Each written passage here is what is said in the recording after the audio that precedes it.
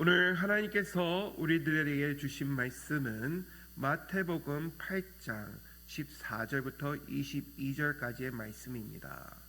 마태복음 8장 14절부터 22절을 함께 교독하겠습니다. 제가 먼저 14절을 봉독합니다. 예수께서 베드로의 집에 들어가사 그의 장모가 열병으로 앉아 누운 것을 보시고 그의 손을 만지시니 열병이 떠나가고 여인이 일어나서 예수께 수중 들더라. 저물매 사람들이 귀신 들린 자를 많이 데리고 예수께 오거늘 예수께서 말씀으로 귀신들을 쫓아내시고 병든 자들을 다 고치시리니 이는 선지자 이사야를 통하여 하신 말씀에 우리의 연약한 것을 친히 담당하시고 병을 짊어지셨도다 함을 이루어 하시니더라. 예수께서 무리가 자기를 에워싸는 것을 보시고 건너편을 가기를 명하시니라. 한시노지간이 나와 예수께 아르되 선생님이여 어디로 가시든지 저는 따르리이다. 예수께서 이르시되 여우도 굴이 있고 궁중에 새도 거처가 있으되 인자는 머리 둘 곳이 없다 하시더라. 제자 중에 또 한 사람이 이르되 주여 내가 먼저 가서 내 아버지를 장사하게 허락하옵소서. 다 같이 읽겠습니다. 예수께서 이르시되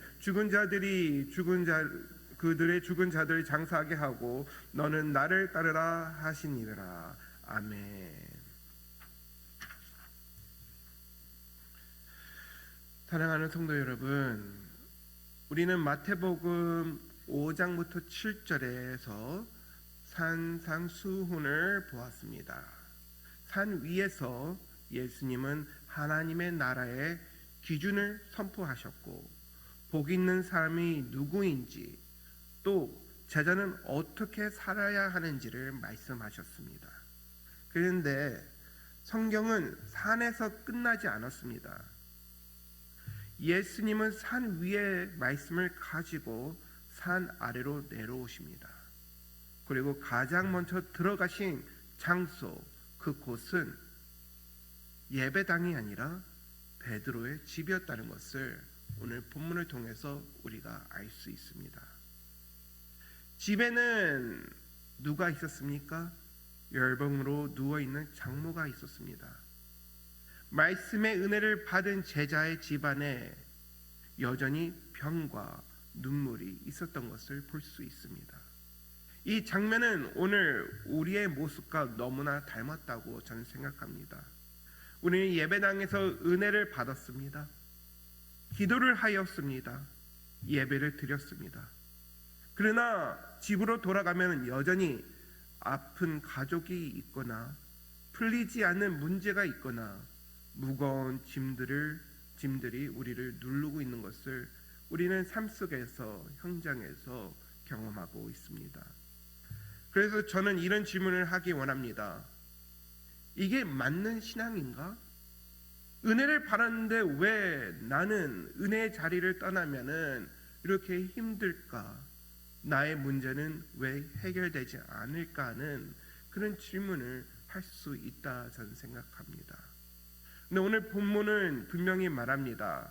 예수님은 산에만 머무는 분이 아니라 집 안으로 들어오신 분이시라는 것을 오늘 본문을 통해서 우리가 다 같이 은혜를 받기 원합니다. 오늘 설교 제목은 은혜는 멈추지 않는다입니다. 은혜는 멈추지 않는다.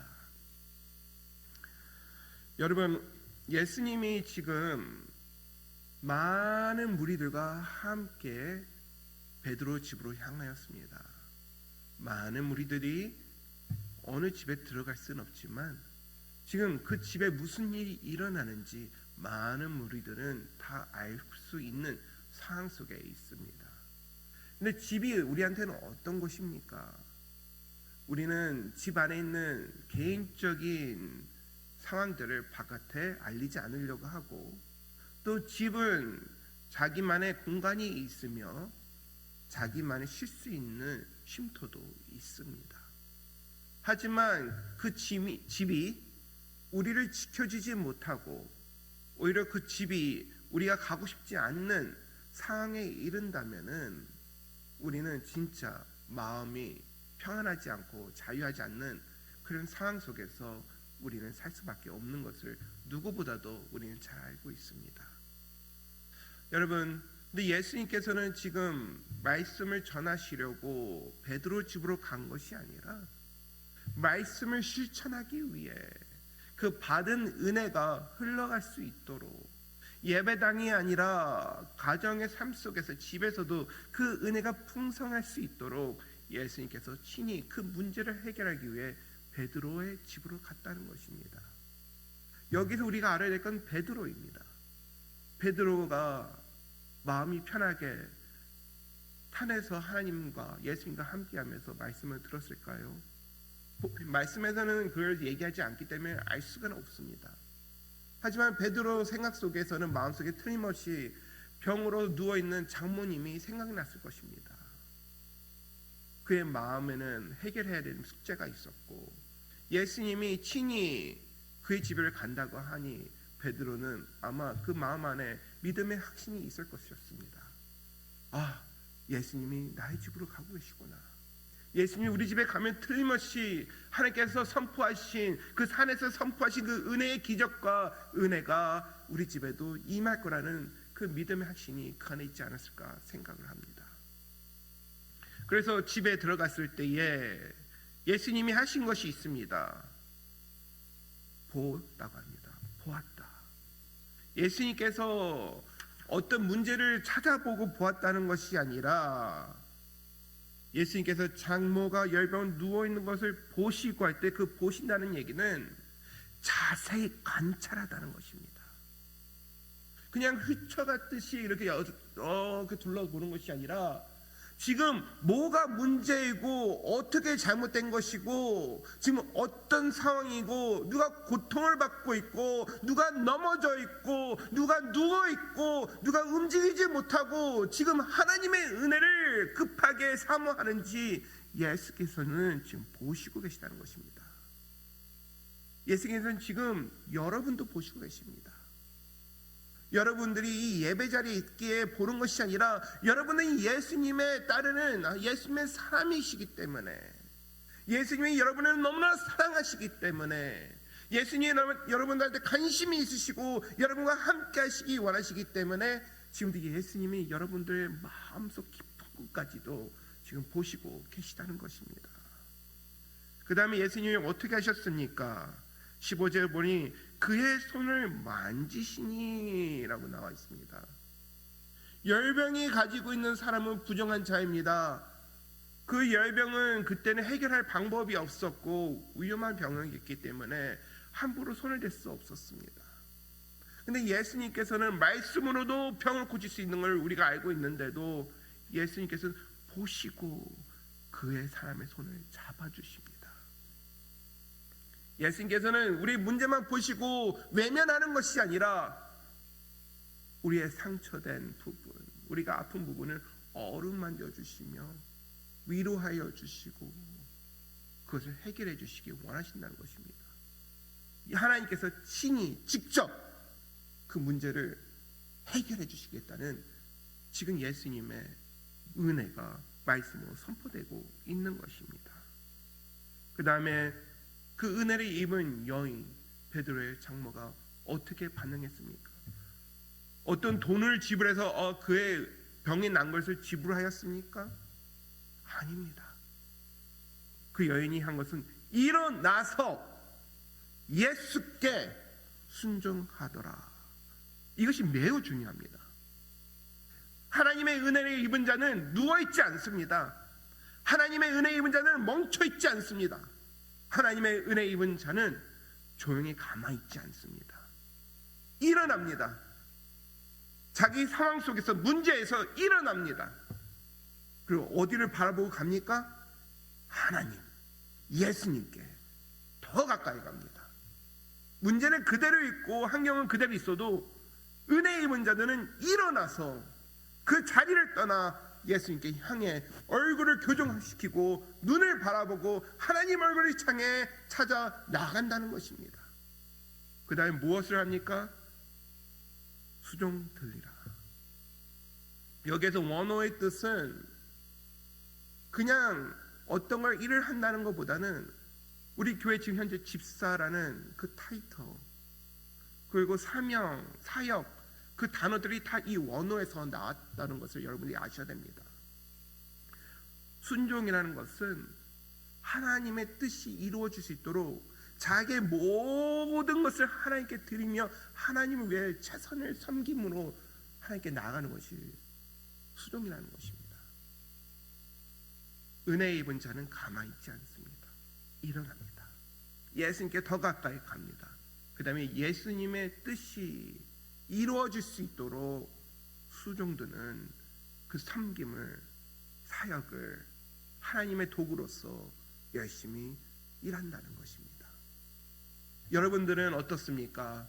여러분들은 하나님의 은혜를 입은 자입니까? 아니 또 고민과 문제, 어려움 속에 누워 계십니까? 우리는 모두가 예수님의 보혈이 우리 안에 있고 예수님의 이름이 우리 안에 있으며 우리 예수님을 통하여 하나님의 구원을 받은 자입니다. 우리는 은혜를 입은 자입니다. 그러니 우리는 어떻게 해야 되겠습니까? 일어나야 됩니다. 아직 2026년이 시작한 지 얼마 안 됩니다. 근데 여러분들이 아직 가야 될 방향성을 못 잡으시고 아직도 옛자리에서 가만히 계시다면 일어나시기 바랍니다. 먼저 일어나셔서 예수님을 향해 전진해 나가시는 여러분이 되기를 축원드립니다. 그 다음에 우리가 여기에서 또 봐야 될 것은 16절에 보면은 저물매라는 단어입니다.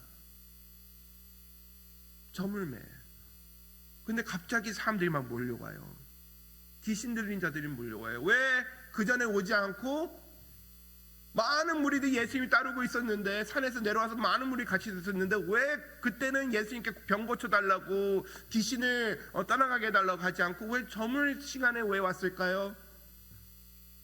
이들은 안식 율법 그 안에 갇혀있는 자들이었습니다. 그들이 어저께 제가 설명에 말씀드렸죠. 경계선을 넘어서라고요. 이들은 경계선 안에 예수님을 가둬두고 자기 신앙을 가둬두어서 예수님이 바로 앞에서 문제를 해결할 수 있는데도 불구하고 예수님 앞에 문제를 가지고 나가지 않았던 거예요. 율법을 어길까 봐. 얼마나 어리석은 일입니까? 우리는 어떻습니까? 은혜 받은 자가 이렇게 재고 저렇게 재고 무게질을 하고 세상의 방식으로 하나님 앞에 나가야 되겠습니까? 세상이 힘들고 어렵다고 해서 우리는 거기에서 눌려서 가만히 있어야 되겠습니까? 아닙니다. 우리의 생명, 우리의 답 예수님한테 있는데 은혜의 자리로 더 나가야죠. 그 16절 보면 저물매 사람들이 막 몰려듭니다. 근데 우리 예수님께서는요, 너무 긴 하루를 보내고 나셔도 지쳤을 텐데 그들을 되돌아 보내는 게 아니라 그들을 불쌍히 여겨주시고 다 고쳐주십니다. 이것이 우리 예수님이십니다. 아무리 우리가 부족하고 어리석고 실수를 하고 하나님 보기에 너무 답답한 우리 모습으로 신앙생활을 한다 하더라도 예수께서는 항상 두 팔 벌려 우리를 기다려주시고 우리가 예수님 앞에 나오면은 우리를 품어주시고 우리의 문제를 해결해 주시는 하나님이라 하시는 것입니다. 그 하나님이 지금도 여러분과 함께 하시고 여러분들을 보고 계시고 여러분을 은혜의 자리로 불러주시고 계시며 여러분들이 하나님의 부름에 예수님의 부름의 제자로서 수종 들으라고 지금 초대하고 있다는 것입니다. 그리고 나서 17절이 중요한 핵심 내용입니다. 오늘 본문의 핵심 구절이라도 할 수 있습니다. 제가 다시 읽어드리겠습니다. 이는 선지자 이사야를 통하여 하신 말씀에 우리의 연약한 것을 친히 담당하시고 병을 짊어지셨도다 함을 이루려 하시더라. 아멘. 지금 마태복음의 저자 마태가 왜 이사야의 말씀을 가지고 이것을 설명하고 있을까요? 그가 지금 바라보고 있는 상황과 현실과 그 은혜는 무엇이기에 지금 얘기하고 있을까요? 여기에서 단어 두 개를 주목하기 원합니다. 연약한 것을 친히 담당하시고 짊어지셨도다. 여기서 우리가 알아야 될 것은 예수님이 우리의 것을, 우리의 문제를, 우리의 어두운 부분을, 우리의 죄를, 우리의 사망을 다 담당하시고 짊어지셔서 어디 가셨습니까? 십자가. 지금 이 이사야 말씀은 메시아의 사역, 예수님이 왜 이 땅에 오셨는지, 예수님이 어떤 사역을 위해, 우리를 위해 어떤 구원의 방식으로 하고 있는지 정확하게 설명하고 있는 것입니다. 이것은 변함이 없습니다. 하나님은 변하시는 하나님이 아니십니다. 지금도 이 진리는 선포되고 있고 우리한테 주신 은혜입니다. 여러분들이 해결하지 못하는 여러 가지의 복잡한 문제, 생각, 마음, 환경들, 여러분들이 해결하지 못하는데 왜 끙끙 앓고 손에 쥐고 있습니까? 누구한테 가지고 나와야 됩니까? 그 문제를 담당하시고 짊어지실 수 있는 예수님한테 나와야 된다는 것입니다. 여러분들이 은혜를 받았으면 가만히 있으면 안 돼요. 예수님, 저 은혜 받은 자입니다. 이제 제 문제, 저의 어려움, 저의 갈등, 모든 거 예수님께서 담당하여 주시고 짊어주셔서 제가 진정 예수님 안에서 자유하고 평강과 평안을 누리게 하옵소서 기도할 수 있어야죠. 여러분, 오늘 이 자리에 나오셨는데, 이 추운 날씨 뚫고 나오셨는데 빈손으로 가시면 안 됩니다. 해결하고 가셔야 됩니다. 여러분, 받은 은혜 붙잡으시고, 하나님, 저의 모든 기도 하나님께서 담당하여 주시옵소서, 해결하여 주시옵소서, 응답하여 주시옵소서. 이것이 은혜 받은 자의 진정한 부르심의 행동이라는 것입니다. 그 다음에 이제 18절로 내려가면서 제자도에 대한 설명이 나옵니다. 어쩌면은 내용이 어떻게 다른데 연결이 될 수 있을까 생각할 수 있습니다. 병고침, 은혜의 현실과 어떻게 제자도가 연결될 수 있죠. 근데 여기서 우리가 알아야 될 것은 두 가지가 있습니다. 아직도 많은 무리가 예수님을 에워싸고 있다는 것입니다. 예수님 앞에 경계선을 넘는 자가 은혜를 받고, 예수님의 은혜 받고 예수님에 더 가까운 자들이 은혜의 열매를 맺는 것처럼 많은 무리들은 그 자리에 나가지 못하고 예수님만 에워싸고 있다는 것입니다. 율법 아래서, 자기 판단 아래서 하나님을 가다두고 하나님을 에워싸는, 지금 예수님이 한 곳에만 계시는 예수님이십니까? 아니면 예수님이 자유롭게 여기저기 가시면서 지금 사역을 하셔야 됩니까? 많은 사람들은 그 당시에도 기적과 이적만 너무나 사모해서 진정 예수님이 왜 그때 그 당시에 오셔서 어떤 사역을 하는지를 정확하게 보지 못했어요. 그러니까 에워쌌다는 말은 예수님 어디 가지 마시고 날이 저물었으니까 우리와 함께 하시고 내일도 우리와 함께 하고 계속 우리와 함께 있어야 돼요 하고선 에워쌌다는 것이에요. 하나님의 뜻과 다른 신앙생활. 많은 무리들이 잘못된 시선을 가지고 믿음 생활을 하고 있다는 것을 말씀하고 있는 거예요. 그래서 두 번째 우리가 봐야 될 것은 예수님께서 건너편으로 가겠다고 하십니다. 그 많은 무리랑 다른 것을 하시겠다고 하는 거예요. 근데 여기서 예수님을 따르겠다는 두 사람이 나오는데, 한 사람은 아주 건사한 말을 합니다. 예수님이 어디 가든지 자기는 따르겠다고 19절이 고백하고 있습니다. 하지만 예수님께서는 그들 받아주지 않았습니다. 두 번째 또한 예수님을 따르기 전에 자기 아버지를 장사하게 달라고 허락해달라고 예수님한테 허락까지 맞는 훌륭한 상품을 보여주고 있습니다. 하지만 예수님께서는 그 제자 동안 받아주지 않고 있습니다. 왜일까요? 은혜 준 자를 우선순위 하라는 것입니다. 그냥 은혜의 선물 받은 것에 만족만 하는 것이 아니라 선물을 준 자를 바라보라는 거예요. 많은 아이들이 생일 선물 받고 크리스마스 선물 받으면은 그 선물에만 집중해서 막 좋아서 행복하는데 당연한 겁니다. 우리도 그럴 수 있어요. 하지만 그 선물을 어떤 선물을 사줄까, 어떤 선물을 줄까 고민하고 그 아이가 필요한 것을 찾아낸 다음에 투자해서 그 선물을 사서 준 그 선물을 준비하는 사람의 마음, 그 사람이 더 중요하지 않습니까? 선물보다도요. 지금 예수님께서 말씀하시고 계신 것은 은혜에 집중하지 말고 왜 은혜를 주었는지, 은혜 준 자가 누구인지 그 은혜 준 자한테 나와 따르라고, 예수님을 집중하라고 지금 제자의 도를 설명하고 있는 것입니다. 여러분, 오늘 설교 제목이 무엇입니까? 은혜는 멈추지 않는다는 것입니다. 말씀을 정리하겠습니다. 은혜를 받으신 여러분들은 일어나시기 바랍니다. 그리고 예수님을 향해 가시기 바랍니다. 은혜 때문에 가는 것이 아니라 은혜를 주신 자를 만나기 위해 가시기 바랍니다. 그리고 그분을 수종드시기 바랍니다.